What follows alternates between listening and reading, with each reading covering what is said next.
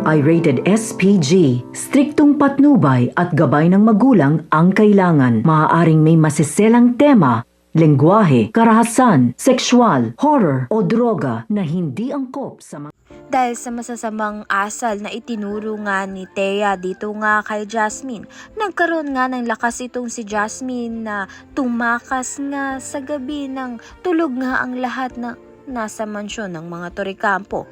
Higit pa nga doon ay idinamay pa nga ni Jasmine itong pinsan niya na si Ashley at magkakaroon nga ng matinding aksidente dahil hindi nga ganun ka marunong itong si Jasmine mag-drive at gabi pa nga. Kaya naman nga't nabundol nga sila. Dito na nga'y alalang-alala nga itong si Marge sa kalagayan ng kanyang anak dahil nga may special needs pa nga rin ito.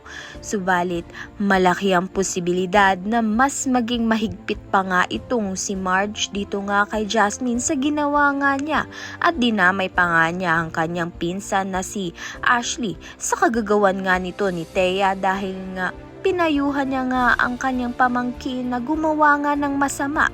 Hindi naman nga raw siya aatrasan nito ni Marge dahil kasalanan nga ito ni Thea.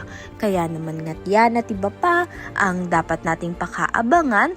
Maraming salamat sa iyong panonood.